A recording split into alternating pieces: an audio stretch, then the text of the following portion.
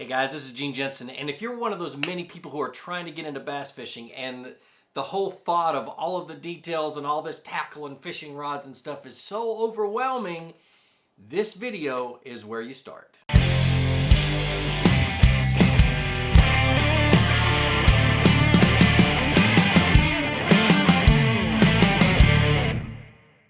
Alright, so first of all, this video is the first video in an entire playlist that I'm putting together for beginners. If you're interested in watching more of that playlist, be sure to click the little eye up there. If you haven't subscribed to my channel, be sure you subscribe. That way, as I put more and more of these out, you'll get notifications on when they're out. You can be some of the first ones to watch them. Alright, so the first thing you need to do is you need to make sure you're legal. Go to your state wildlife management website. Search it up on Google. Make sure you read the regulations. You can usually download a PDF or something like that, or just pull it up on the website. Read the regulations. Make sure you're familiar with them. Understand what the creel limit is, or the number of fish that you can keep and take home and eat. Understand what area of the state you're in may be different from other areas of the state. Read everything that you possibly can about fishing in your state, so you're not caught short-handed one day when the game warden checks you. Number 2 is licenses. Make sure that you're licensed properly. Go buy your annual fishing license or whatever. They've got 5 days. Some states have 12 days. I don't care. Just make sure you have your license when you're fishing. What was it? A few years ago, this guy caught the new state record largemouth in his state, and he didn't have a fishing license, so it didn't count. Not only that, he got one hefty fine. I think it was like $2,500 for not having his fishing license. What he did is he tried to go back and buy one after he caught the fish. Didn't quite work out for him. So make sure you're licensed. Now another thing is that those websites are a lot of times are good for, especially here in Georgia, and I've checked at about a dozen other states' websites, is that you can find public places to fish. You can find all the public areas to fish in your state. Georgia's really nice. They have a place or they have a part on their site where you can search by county, and they'll tell you all the public access waters in that county or in the surrounding counties around you or wherever you want to go, and you'll be able to go and fish. I've been in New Jersey, and there's tons of stuff in little ponds in New Jersey to fish. No wonder you guys love to fish up there so much. And a lot of states are like that. There's a lot of public access. It's just a matter of doing a quick search on quick search on Google, or on your wildlife management website, and you should be able to find it. All right, so let's lay a few ground rules for when you start bass fishing. I'm a pretty cheap guy. I don't buy the most expensive stuff. I buy stuff on sale. I buy things secondhand. And until I started fishing professionally or teaching professionally about fishing, I was buying the cheapest stuff I could find. I was buying the discount rack. I was going into the secondhand store, and I was going into the flea markets and stuff like that, looking for rods, reels, and tackle. So don't spend a ton of money on your tackle. Set yourself a budget. Maybe $100 for a rod and reel combo. Maybe $120. No more. We're going to talk about basic rods and reels and what you need and what you don't need in another video.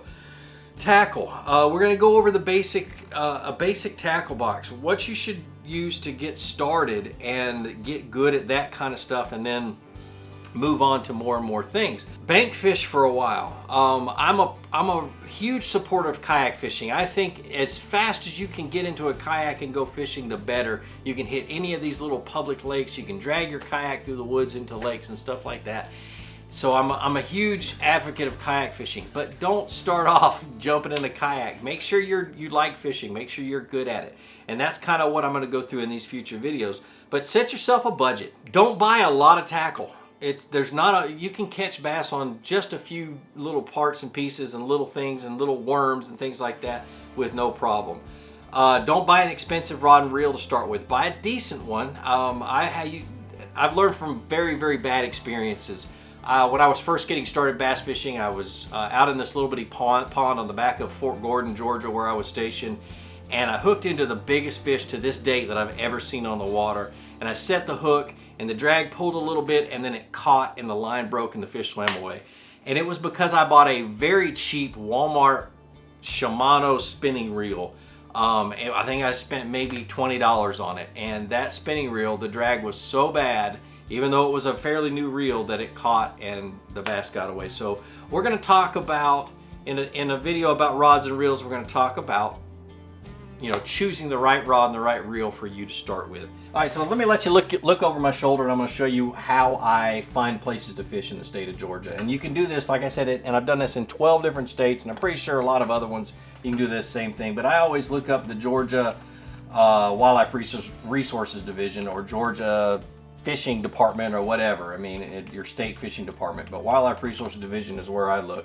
Go to their website, go down here where it says fishing, and the angler resources are pretty good. All right, so what we got is we've got an angler recognition programs, which are pretty cool, and I find them in a lot of states where you can get angler awards for catching big fish or catching, here it's the Georgia Bass Slam, so catching each species of black bass in Georgia, and then state record stuff. It's got the records for all the state records in there.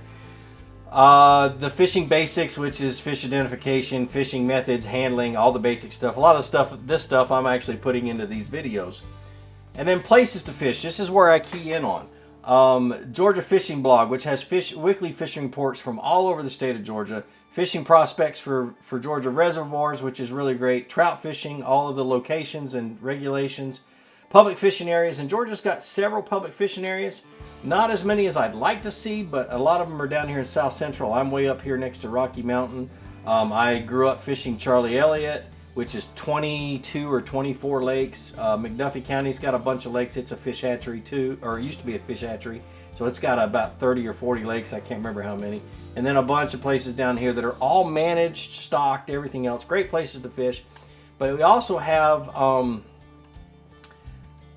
you can fish on wildlife management areas, and then if you somewhere in here, I think it's fishing prospects and things like that, you can look at different lakes and rivers. And then another place I like to look is by county, and let me see if I can find that real quick.